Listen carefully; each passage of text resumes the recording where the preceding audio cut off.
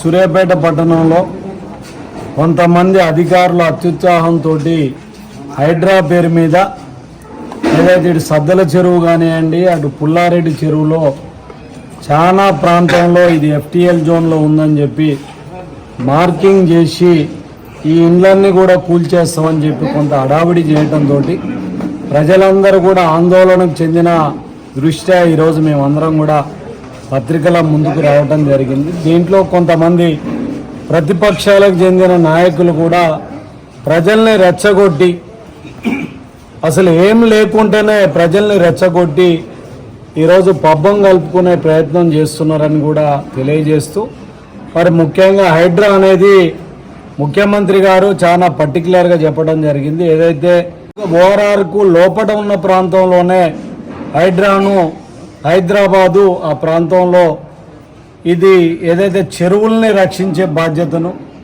మూసి నాలాను ప్రక్షాళన చేసే బాధ్యతను తీసుకోవడం జరిగింది. పట్టణాలలో అసలు హైడ్రా అనే ప్రస్తావన లేదు, అందులో సూర్యాపేటలో లేదు.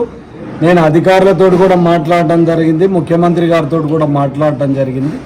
ప్రజలు ఎవరు కూడా ఆందోళన చెందాల్సిన అవసరం లేదు. ఎందుకంటే పుల్లారెడ్డి చెరువు కానివ్వండి సద్దల చెరువుకు కట్టడ నిర్మాణం తర్వాత ఎఫ్టీఎల్ అనేది మరి దాని నామ్స్ టెక్నికల్గా కూడా మారిపోవడం జరిగింది. కాబట్టి వీటన్నిటికీ కూడా ఫుల్ ట్యాంక్ లెవెల్లో ఇవన్నీ కూడా రావు. కాబట్టి దీని గురించి ఇబ్బంది పడాల్సిన అవసరం లేదు. ప్రజలందరికీ కూడా భరోసా ఇస్తున్నాం. ఇది పేదల ప్రభుత్వం, రేవంత్ అన్న ప్రభుత్వం, కాంగ్రెస్ ప్రభుత్వం.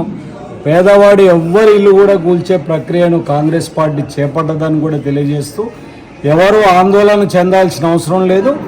అది ఏదైతే ఉన్నదో అవతల ఏమన్నా ఎఫ్టీఎల్ పరిధిలో ఉంటే ఒకటి రెండు ఇండ్లు ఉంటే చెప్పలేం, కానీ అసలు కట్టకి యువతలకు వచ్చే పరిస్థితి ఉండదని కూడా ఈ సందర్భంగా తెలియజేస్తూ ప్రజలు ఎవరు కూడా ఆందోళన చెందాల్సిన అవసరం లేదని భరోసా ఇస్తున్నాం.